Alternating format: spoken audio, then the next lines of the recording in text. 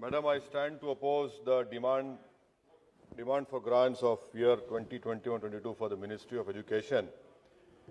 And my primary reason of opposing this is that in this ministry's demand, there is no such concrete steps have been shown or taken in last 6 years by this particular ministry to improve the education upliftment of the Muslim minorities, to ensure that the dropout rate decreases. And I put to you, Madam, to the Honorable Minister, that the literacy rate of Muslims in the country is 68.5%. The national literacy rate is 74.04%. And the Muslim female literacy rate is 62%. And the national literacy rate is 65.44%. Now, Madam, if you, the Honorable Minister's Ministry survey of 2018-19 says, 16-17 says that the Muslim enrollment as percentage in the education, in the primary and higher education is only 13.14%. His own survey of 2018-19, All India Survey for Higher Education, shows that there are only 19.5 lakh Muslim students in higher education. Out of that, 9.93 lakh are boys, 9.65 lakhs are girls. That is only 5.23% of the total enrollment in higher education. The Prime Minister talked about, I will give Muslims in one hand Quran, one hand computer. His own ministry's survey, Madam, of 2018-19, the percentage of computers in Muslim household is only 16%, second lowest. Internet in household, Muslims only 32%, again second lowest.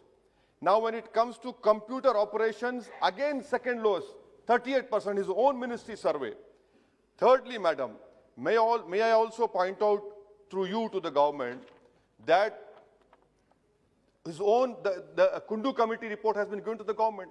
The Kundu Committee report from page 74 to page 97 lays down all the ills which the Muslims are facing. And the reason for the highest dropout rate, they say, is they have listed out 8 factors. Biggest is financial constraint. I had demanded removal of Hajj subsidy. That 600 crores should have been given for Muslim girls' education. No mention. What does the Kundu Committee report say, Madam? At the age of 7 years, there is 100% attendance is observed among all minorities, amongst Hindu OBCs and other upper caste. But for Muslims, it is 90% and 94% for SC and ST. Dropout rate again, Madam, at the dropout rate for Muslims starts at the age of 10 years. Same for SC and ST. For other communities, whether Hindu OBCs, upper caste, it starts from 11 years. This in itself shows that you have not done anything for the education upliftment of Muslims. Madam, third point which I want to bring to the government notice through you is that the Aligarh Muslim University campus, the Honorable Member from Kerala has raised it. Kishanganj in Bihar is the most backward area of our country, Simanchal. Madam, do you know that in this B.Ed degree course, there is no affiliation given by National Council for Teacher Education? May I request the Honorable Minister, sir, at least give affiliation for that B.Ed courses from National Council for Teacher Education? Why haven't you opened more number of courses? Please, I demand from the government, allocate 500 crores in this Kishanganj AMU campus to and start new courses, because that area of Simanchal deserves these education institutes. Madam, my fourth point, which I want to bring to notice of the government, is that Institute of Eminence. Why have you left out Jamia Millia University?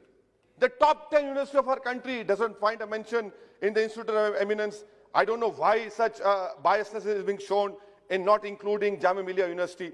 Madam, my fifth point about national education policy, I strongly condemn this approach of this government of promoting homogeneity in the country through national education policy.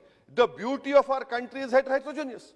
You are doing that, and then your NEP does not talk about upliftment of Urdu. It does not talk about how you will control the dropout rate of Muslims. Nothing is mentioned. And Madam, may I also bring to notice of you, is that this whole total education budget is, out of that 44,000 comes from education cess. 4,800 crores come from National Investment Fund. So basically the fate of allocation It depends on cess education and disinvestment proceeds. If tomorrow disinvestment proceeds or the cess education comes down, you will be the sufferer. It is, you have mentioned in your documents. Madam, my sixth point, which I want to bring to the notice of the government is this not a fact? That the total union budget spending on education as percentage of union budget, in 2015 it was 3.8. Look at your approach to the education sector, it has come down to 2.7%. This shows that you're not at all serious, because your data says there is a drop of union budget spending on education as percentage of budget. Madam, my fifth point I want to know from the Honorable Minister, sir, National Institute of Open Schools, under Indian knowledge and heritage, you have included Ramayana and Gita, I have no issues. But why have you not included Quran, Bible and Guru Granth Sahib? And madam, you are an eminent lawyer. You know law much better than me also.